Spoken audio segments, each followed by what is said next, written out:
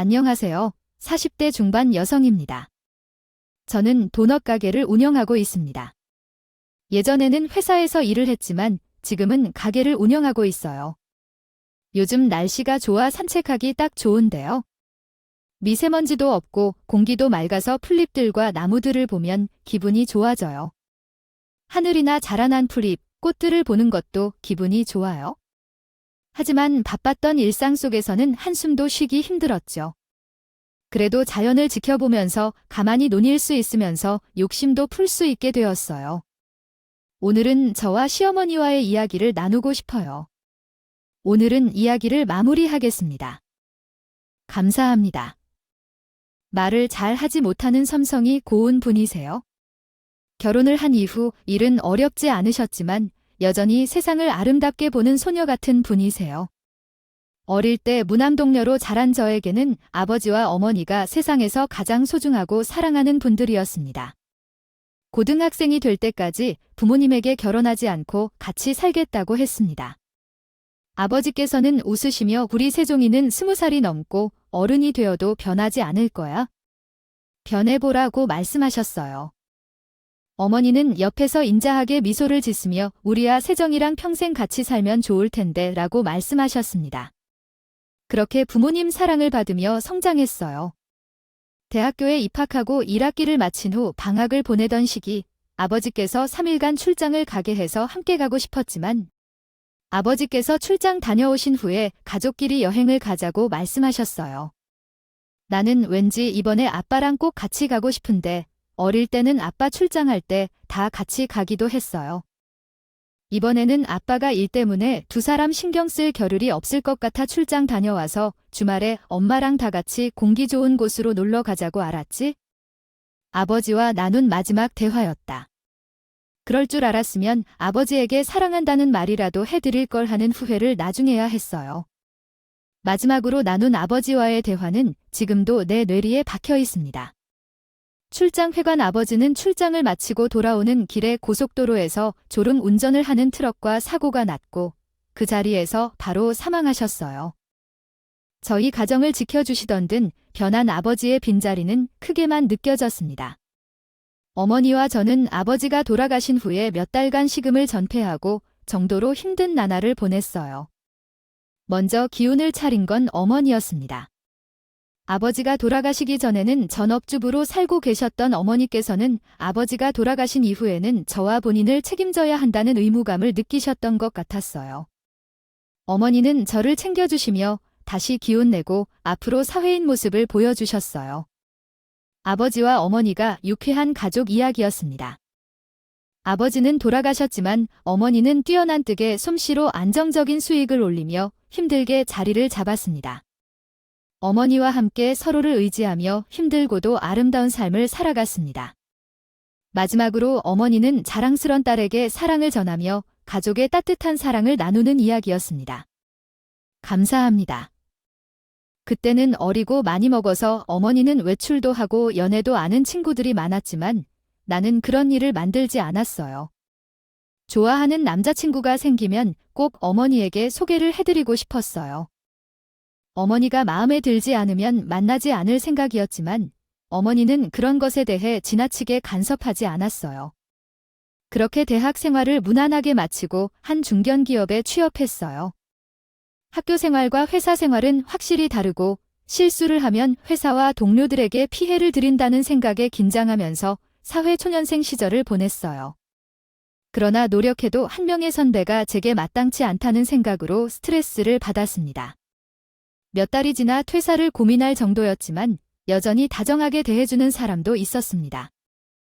1년 더 선배였던 그 사람은 제가 힘들어하면 어떻게 알았는지 응원의 말과 도움을 주었어요. 어렵고 힘든 시기에 덕분에 감사했어요.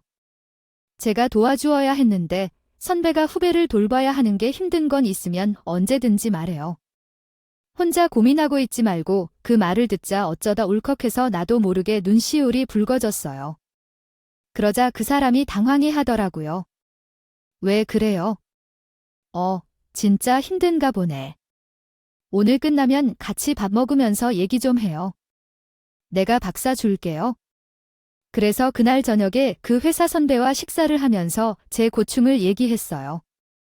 그를 괴롭히는 선배에 대한 얘기는 하지 않았습니다. 그런데 이미 다 알고 있더라고요. 제 동기 때문에 많이 힘들죠. 그가 원래 재능이 많은 사람에게는 더욱 부시를 하는 아이예요. 그가 잘하니까 그런 거예요. 나쁜 아이는 아니지만 난 정말이 헬퍼 텍스트 이즈 커트 오프 카프리어스 4대 3번째에서 정씨가 제 차를 타고 와서 저를 태워주었어요. 매번 대중교통을 이용하기 힘들어서 그 대신 기름값을 가끔 내주고 제가 회사까지 1시간 거리를 차로 다니는 것을 대체해 주었죠. 출퇴근길에 사람들로 가득 찬 지하철 안에서의 괴로움을 이야기했더니 마음이 솔깃해졌어요. 그래서 아무 의심 없이 제안을 받아들였죠. 그 이후로 그 선배와 친해지고 함께 시간을 보내며 연애 감정도 생겨났어요. 항상 따뜻하고 상대의 이야기를 경청해주는 그 사람에게 특별한 감정을 느끼기 시작했습니다. 결국 그 사람의 고백으로 인해 사내 연애를 하게 되었죠. 함께 시간을 보내며 서로를 응원하고 걱정해주며 든든함을 느낄 수 있었어요. 우리는 비밀리에 사귀기 위해 노력했지만 사람들이 우리의 연애를 눈치챘어요. 세종시 민재 씨랑 사귀지 않냐고? 동네가 같아서 자연스럽게 만난 거야 라는 소문이 돌았죠. 결국 반년 만에 회사 안에서 공식 커플이 되었죠. 사내 연애는 가만히 있는 것조차 불편했어요. 사람들의 시선에 상처를 받으면서 살아가는 게 얼마나 어려운 일인지 알게 되었죠. 저는 남자친구가 공기업 취직을 위해 열심히 공부하는 그 모습을 보고 감동받았어요. 이후 시험에 합격하여 새로운 회사로 이직하는 그를 존경했습니다. 우리는 서로를 지지하고 2년간의 사귄 끝에 결혼을 하게 되었죠. 남자친구가 아버지를 본 적이 없고 어머니와 첫째 아이로만 혼자 성장했던 과거를 알고도 우리는 서로를 믿고 결혼을 결심했습니다. 결혼 전에는 양가의 반대도 없었고 모든 것이 원활하게 진행되었어요. 결혼식은 두 사람이 모은 돈으로 치르고 아파트는 대출을 받아 공동으로 상환하기로 결정했습니다. 함께 행복한 삶을 살아가기 위해 노력하는 우리, 서로를 믿고 의지하며 앞날을 함께하고 있어요. 저의 어머니께서는 아버지가 남긴 재산을 계속해서 은행 계좌에 보관하고 결혼식을 가져오고 싶다는 말씀을 하셨지만 제 남편과 저는 강하게 반대했습니다. 저는 그 돈을 어머니가 편안히 노후를 보낼 수 있게 사용하라고 항상 말씀드렸지만 상견례 자리에서 어머니께서는 우리가 대출을 받아 집을 사겠다는 걸 말씀하셨습니다. 그러자 어머니는 아파트를 사주겠다고 이야기했습니다. 어머니는 관심 없다는 듯이 앉아있던데 어머니의 눈빛은 빛나고 계셨습니다. 그 돈을 보태주는 게 아깝다는 생각을 하고 있었던 것 같습니다. 그때 시어머니가 제게 도와줄까 싶은 제안을 하시자 남자친구가 말렸습니다. 그러자 어머니는 화를 내셨는데 결국 이유를 알게 되었습니다. 상견례 자리 이후에 남자친구가 그런 반응을 한 이유를 들을 수 있었습니다. 그때 크게 실례를 했다고 사과했습니다. 시카고 부동산 투자를 하다가 몇 번이나 실패한 적이 있는 사연이 있어. 그 친정 쪽은 좀 부유했거든. 할머니와 할아버지가 돌아가시고 받은 돈으로 투자를 하다가 여기저기 돈을 써서 이제는 사는 집만 남아있어. 어머니도 뭔가 잘해보고 싶어서 그러시는데 내가 같이 안 살아봐서 그런 거라고 하셨어. 사실 내가 엄마한테 쌓인 게 좀 많아. 어쨌든 우리 엄마는 걱정 안 해도 된다고 했어. 그래서 장모님에게도 그렇게 말씀해주기로 했어. 저는 시어머니가 우리 어머니에게 해코지를 할 일이 있을까 걱정돼서 크게 신경 쓰지 않았어. 결국 우리는 많은 사람들의 축복 속에서 결혼식을 올렸어. 우리 친정과 시어머니 집은 차로 30분 거리에 있어서 신혼살림을 시작했어. 그런데 결혼 후에 저희 친정어머니가 만두를 만들었다고 해서 들른 적이 있어. 남편이 야근을 해서 나 혼자 갔었는데 어머니가 쉬는 방으로 갔더니 시어머니도 거기 있었어. 세정아, 왔니? 나는 내 돈이랑 친해지고 싶어서 놀러 왔어. 아, 그러세요. 저야 이분이 친하게 지내시면 좋죠. 그래서 그 집도 맛이 있어서 15분 거리에 있는데 사두기 전에 혼자 사는 게 좋을 것 같아서 대수롭지 않게 넘겼어.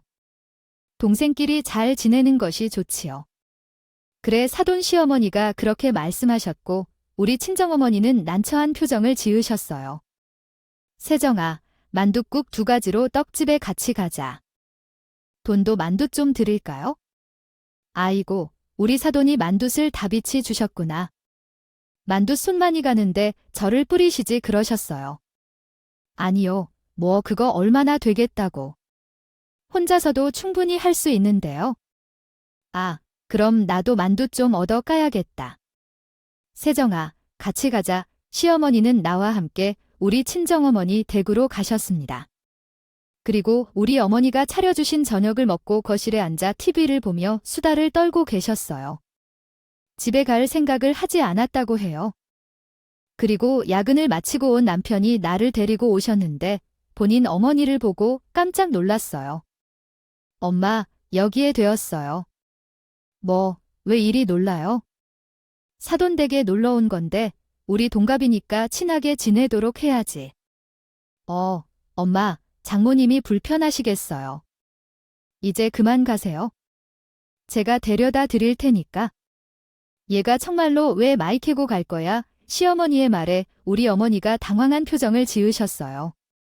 우리 어멸리도 사람 좋아하는 성격이었지만 사돈이라며 불편해 하셨거든요. 남편이 우리 친정어머니가 당황한 것을 눈치채고 시어머니를 끌고 가야 한다며 했습니다. 엄마, 그냥 가셔야죠. 여기 잠깐 머물고 갑니다. 만두를 잘 먹어요. 쉬세요. 그래요. 친정어머니께 들리려고 했어요. 그런데 어머니가 시어머니를 모셔왔어요. 시어머니는 우리 집에 자주 방문했습니다. 이 사실은 나중에 알게 되었어요. 남편과 함께 신혼생활을 즐기다 결혼 5개월 만에 임신했습니다. 임신으로 입덧으로 고생했는데 친정어머니가 만들어주시는 만두가 너무 땡겨서 자주 방문했습니다. 어느 날 만두를 가져가려고 친정어머니네를 찾았는데 시어머니를 마주쳤어요. 안녕하세요. 최근 자주 와서 몰랐겠죠? 임신하셨네요. 몸 건강히 잘 관리하세요. 바빠서 전화 잘 안 받으시던데 수량 찾아보려 했지만 귀찮아서 못 왔어요. 그래도 괜찮다고 하셔서 안심하고 집에 들어가니 친정어머니가 한숨을 내쉬고 계셨습니다. 엄마 나왔어요. 하지만 우리 어머님 자주 오시는 거 어떻게 된 일이에요? 아니요, 그게 아니에요. 무슨 일 있나요? 너 입덧하는 건 조금 위험해. 왜 그러는데요? 왜 그런 말을 하려고 했는지 궁금해? 우리 친정어머니께서 무슨 이야기를 하려고 다가오셨어요. 그렇게 누가 엄마인 줄 아닐까 걱정하신 모습이었어요. 하지만 제가 엄마 만두가 그리 땡기어서 미리 만들어서 드리고 가지요. 엄마, 고마워요. 귀차니스럽게 해서 죄송합니다. 귀찮다는 말은 100번, 1000번 해도 상관없어요. 만두를 까야겠죠? 뭐, 우리 딸이 초아라고 하셨는데 그때 무슨 이야기를 하려고 했는지 더 듣고 싶었는데 만두 때문에 좀 제대로 못 들었어요. 근처로도 못 가로서 남편께서 퇴근하면 혼자서 밥을 해먹기도 했어요. 미안하고 고마웠지요. 남편이 저를 이해해 주셔서. 그렇게 10달이 지나서 저는 귀여운 딸을 낳았어요. 출산 후에는 조리원에서 일주일만 머물기로 했어요. 우리 친정어머니는 뜨개방 솜씨도 다 해가시면서 제가 있던 조리원 내내 계셔주시며 돌봐주셨어요. 남편도 시어머니를 모시고 조리원에서 퇴원하기 직전에 가셨어요. 힘들었지만 행복했던 시간. 어머니, 감사합니다. 요즘은 어쩌다 보니 너무 바빠서 늦게 도착했네요. 본인에게 부담이 될 수도 있는 언어나 문화적인 내용을 담은 이야기이므로 번역을 제공하기에 적절하지 않습니다. 다른 요청이 있으시면 도와드리겠습니다. 감사합니다. 당신의 시어머니는 정말 지독한 사람이라고 들었어요. 매일 방문해서 술을 마시자고 하고 우리 집에 오면 술판을 벌이는 등 곤란한 일들을 일으켰다고요. 그뿐만 아니라 땅을 사서라고 난리를 피우기까지 했어요. 어머니께서는 그 땅이 노후자금을 불러일으키는 것이라고 말씀하셨습니다. 얼마 전에 인감도장을 가져가서 부동산에 나를 대신해서 가라는데 그것을 거절했더니 깡패처럼 협박을 받았어요. 정말 화가 나네요. 부디 시어머니가 이러한 행동을 하다니 너무 답답한 기분입니다. 로맨스 소설 한 편을 듣고 차가운 우주 안에서 별빛이 사라지는 것처럼 한 편의 이야기를 마무리했습니다. 저는 최대한 그 땅 사신 돈 되돌려 드릴 겁니다. 김서방이 어떤 죄를 저질렀는지 괜찮아요. 너희 자식들이 안락하게 사는 모습을 보면 충분해요. 장모님, 삼성 3세대 정말 죄송합니다. 저도 우리 어머니를 용서할 수 없으니 앞으로 어머니가 연락해오면 차단해주세요. 장모님 가게 앞에 얼씬도 하지 않도록 말씀했는데 만약 다시 오면 꼭 말해주세요. 세종아, 우리 어머니에게 연락하지 마. 남편은 엄격히 자신의 어머니와 연락을 끊겠다고 했어요. 저도 어머니를 용서할 수 없었기 때문에 그 후로 어머니에게 연락하지 않았어요. 어머니는 자신의 이익만을 생각하고 불편한 사람이었기 때문에 명절에 찾아와도 전화로 연락하지 않았어요. 친정어머니의 도움으로 아이를 키우며 일을 꾸준히 할 수 있었고 그 덕분에 신혼집 대출을 갚을 수 있었습니다. 5년 동안 어머니와 연락이 끊겼고 어느 날 회사에서 친정엄마로부터 전화가 왔습니다. 그때 어머님께서 대낮에 술에 취하여 뜨개방에 오셔서 문제가 생긴 것 같아요. 그 뒤로 우리 가족은 정신을 차리고 시어머니와 함께 모든 문제를 해결하기로 했다. 시어머니는 우리 가족에게 진심으로 사과하며 많이 후회했다. 우리는 함께 가족회의를 열어 미래에 이러한 문제가 다시 발생하지 않도록 방지하기로 결정했다. 이후 시어머니와도 더 가까워졌고 서로를 이해하고 존중하는 가치를 배웠다. 이 사건을 통해 저는 가족은 서로에게 지지하고 이해하는 게 중요하다는 것을 깨달았다. 그리고 우리 가족은 이 사건을 통해 더욱 단단해진 것 같아서 다행이다. 어머니가 제게 돈으로 땅을 구입할 때 제대로 사주실 줄 알았었어요. 하지만 약관에 따라 잘못하면 그대로 반환해야 하는 것이라는 것을 알게 되었어요. 어머니의 어려움을 이해하지만 왜 우리 어머니가 함께 살고 있는지 이해할 수 없어요. 우리 엄마를 괴롭히지 말고 떠나주셔야 해요. 어디 가든지 도움을 받아보세요. 대성동 곡을 하고 있던 시어머니는 내가 그렇게 강하게 이야기하자 눈이 변했고 손찌검을 들어 저에게 다가오며 말했어요. 쌍을 접해 너무하다. 내가 내 차세에 너희를 두고 어디 갈 거냐고. 그런데 그때 우리 남편이 딸을 데리고 도착했어요. 그러자 시어머니는 남편의 손을 가로막으며 말했어요. 언제 다시 여기로 오겠어요? 아까 말했잖아요. 그때 사람들이 많이 모여 있어서 너무 부끄러웠던 나는 딸을 데리고 밖으로 나왔어요. 잠시 후 남편이 시어머니를 따라 나오더니 말했어요. 내가 먼저 집으로 돌아가 너희는 잘 해결하고 올게. 어머님도 얼른 집으로 가시라고 해 알았어요. 어머니, 제 정신 차려. 잘 가세요. 결국 어머니를 따라 집에 가고 어머니에게 걱정하지 말고 푹 쉬라고 말한 후에 집으로 돌아갔습니다. 그날 있던 일이 너무 황당해서 잠도 들 수가 없었어요. 그날 밤 12시가 다 돼서 피곤한 상태로 집에 돌아온 남편이 자고 있지 않던 저를 보고 말했습니다. 미안해, 정말. 언제쯤 엄마가 정신 차릴까? 계속 그러면 나도 작은 빌라를 내서 서랍이 직전을 내야겠어. 그래서 이후에는 엄마에게 아무런 도움을 주지 않겠어. 각서도 써놨으니 받고 알 거야. 그렇게 계속하면 정말 엄마가 정신 차리겠지. 이런 식으로 계속 우려한 남편의 말을 듣고 나도 남편을 믿기로 했습니다. 다음 날 딸을 친정에 맡기고 변호사 사무실에 함께 시어머니를 데리고 가서 각서를 쓰고 공증을 받았어요.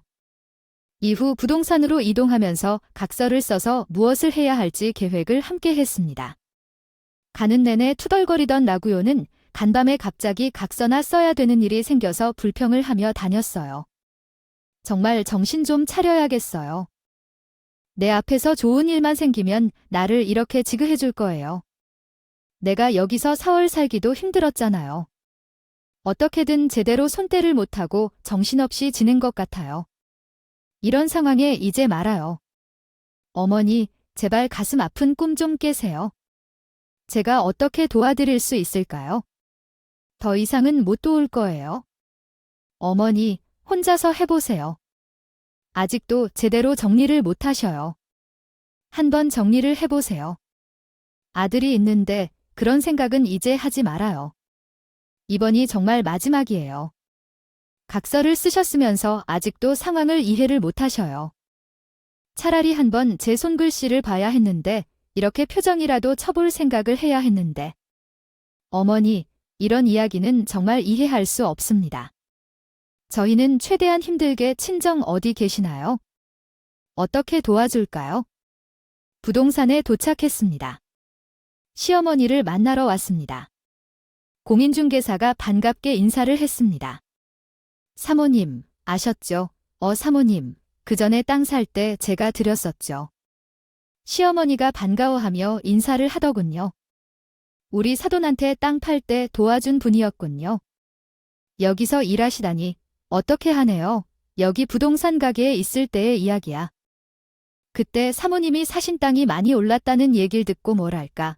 그게 죽은 땅인데 어떻게 땅값이 오르니? 시어머니가 그러더니 5년 전에 우리 집 엄마에게 죽은 땅이라고 알면서도 그 땅을 강매해 시킨 기억이 떠올라서 분노가 치밀었어. 그 땅이 개발되면서 기업이 들어오겠다던데 이미 몇몇 기업은 들어왔다더라. 그때보다 10배 이상 올랐대. 그 말을 듣고 돌아보니 뒷목이 차가운 데서 시험 어리는 소리 분다. 20억이 넘을 준비해두고 있었는데 왜 팔아버렸지? 뭐라고 했죠? 공인중개사의 말에 화가 치밀어 시어머니의 손목을 잡고 뛰었어. 그 땅을 다시 내 것으로 돌려주세요. 내 땅이니까 민재야, 일어나서 우리 땅을 돌이키자. 그 말에 시어머니가 화가 나서 왜 이럴 때가 아니잖아.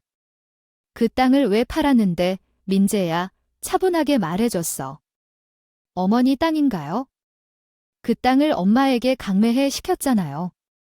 하늘이 노하셔서 어머니가 사신 집 그대로 돌려받게 되셨어. 그렇게 욕심을 부리지 않으셨다면 어머니가 원하시던 대로 큰일을 하셨을 텐데 어떻대요? 제가 일부러 놀리는 듯이 말하자 시어머니의 얼굴이 울그락불그락해지더니 또 제 뺨을 내리치려고 손을 들었습니다. 그 손을 남편이 막았고 엄마는 전셋집을 업기 수르세요. 우리 그냥 가야 돼요? 그러자 시어머니는 바닥에 주저앉아서 테스는 애처럼 발을 구르며 울고 난리를 쳤습니다. 그 땅은 내 땅인데 20억 원인데 하이코페야 하이코베야 엄마는 계속 그러고 계실 거라며 저희가 그냥 가겠다고 했어요. 가면 어딜 가? 가야 된다면 제대로 집은 해주고 가야지. 어머니 말씀 잘하셨네요. 그럼 전세 쭉 구해드릴 테니까 이후에는 어머니도 제대로 행동해주세요. 아셨지요? 시어머니는 도끼 눈으로 아무 말도 하지 못했어요. 그리고 우리는 공인중개사를 통해 빠르게 빌라 전세집을 구하고 계약까지 체결했어요. 어머니는 빈집이 어떤 그의 빌라로 들어가서 살았습니다. 부동산에서 잠깐 시간을 보낸 후에는 속이 후련했어요. 그리고 남편에게 말했어요. 이제 어머님을 더 이상 괴롭히는 일은 없겠지? 또 그러면 어떡해? 나쁘다고 생각 안 해. 이런 일은 일어나겠어요. 모두가 각자의 이유가 있었어요. 제 것에 맞춰야 돼요. 제 임수보 믿지 마세요. 내 마음 약하면 안 돼요. 저도 어머니에게 이 기회의 깨달음과 새로운 삶을 바랄 뿐이에요. 시어머니가 그 땅을 다시 찾을 수 있는지 알아보기 위해 변호사를 찾았고 그 이야기를 전해줄 수 있었어요. 이 이야기를 들으면서 정신을 차렸어요. 어쨌든 시어머니에게 도움을 주기로 했어요. 그 이후로는 시어머니와 관련해서 더 관심을 가졌어요. 시어머니를 도와주기로 결심했죠. 시어머니를 위해 전셋집을 구해주고 많은 이익을 얻어 팔았어요. 그렇게 얻은 돈에 대한 고민이 있었는데 공인중개사의 제안을 받아들여 부동산을 매입했어요. 이건 제 어머니에게 큰 도움이 되었어요. 요즘 어머니는 건물 임대료를 받으며 편안히 살고 계세요. 하지만 여전히 뜻 데코레이션을 즐기고 있어요. 그런데 그게 좋다고 하니까. 그리고 우리가 학군 좋은 동네에 평수 넓은 아파트로 이사를 했어요. 많은 돈을 보태준 것은 남편이 받지 않겠다고 했지만 우리 친정어머니가 기묘했고 돈을 보내주셨어요. 과정은 어떠했든 결과적으로 내가 사돈 덕분에 부자가 되었거든. 너희 집 정도는 해줘야지. 장모님 정말 괜찮아요. 나는 어떻게 그 돈을 받아야 할지 몰라서 그냥 받아주어야겠지? 내 속도 편해야 하거든. 그나저나 사돈은 어떻게 지내나? 지금은 지방의 친구분이 하시는 가게에서 일하고 계시네요. 그래, 참 다행히. 저희 어머니 생각만 하면 장모님 패 면목이 없네요. 하이구, 그런 소리 다시는 하지 마. 우리 김서방이 얼마나 든든한 사위인지 알고 있잖아. 그때 일은 아저씨 장에서 다 잊었었지. 그러니까 김서방도 앞으로 차 좋게 생각해야겠어. 우리 가족은 여전히 친정어머니의 도움으로 어깨동무 아파트에서 지내고 있어요. 제 딸은 어느새 중학교 2학년가 되었지만 외할머니를 얼마나 잘 따르는지 몰라. 뜨개질을 배우고 어찌나 애교를 부리면서 잘하고 성격도 좋아서 인기가 많아요. 나는 딸이 초등학교 2학년 시중 다니던 회사를 그만두고 엄마가 가지고 계신 건물에 유명한 도넛 가게를 오픈했습니다.